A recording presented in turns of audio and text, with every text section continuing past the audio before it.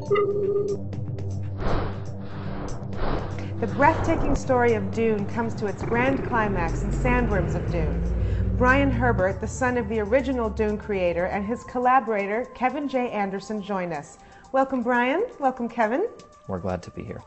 Give us some background on the Dune series and what happened in Hunters of Dune.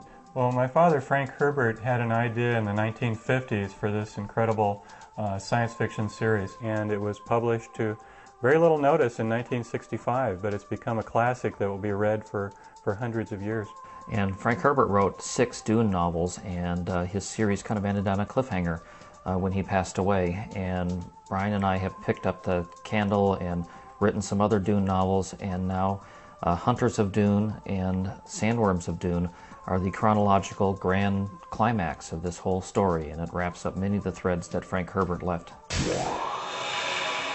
Tell us how you came across this hidden treasure. After Dad died in 1986, we didn't know there were any notes, and we found them 11 years later, a couple of computer disks and a printout entitled Dune 2, and it's written in Frank Herbert's handwriting right on the old-style floppy disks, and that was just an incredible thing to find. I mean, I was stunned. I couldn't believe it was there. I didn't know they existed.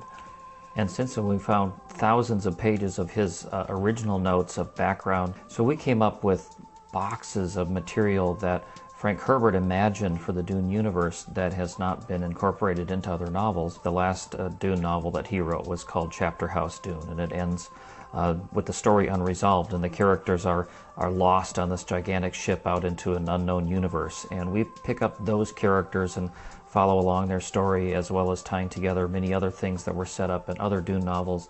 So fans of the series will see everything they like, some of their favorite characters, some nasty villains, some giant sandworms, and of course the spice melange.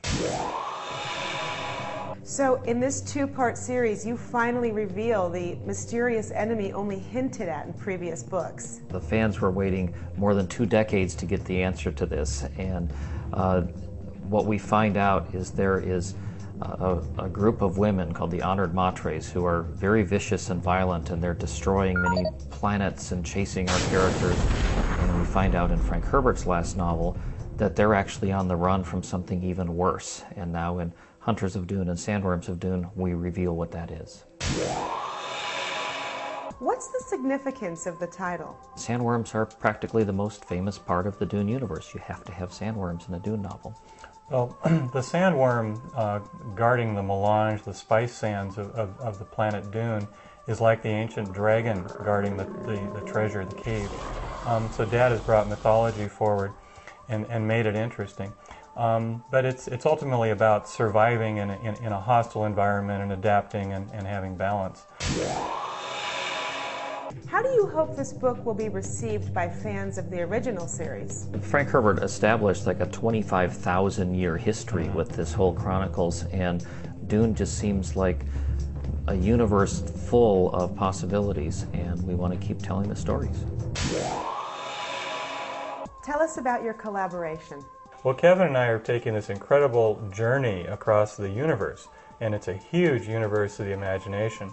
And we both have similar visions of where we're going, and we've come up with similar ideas simultaneously. We love working together. I respect his imagination, he respects mine. We both have different strengths when we're writing, and I think the books come out far stronger than anything either of us could have done individually.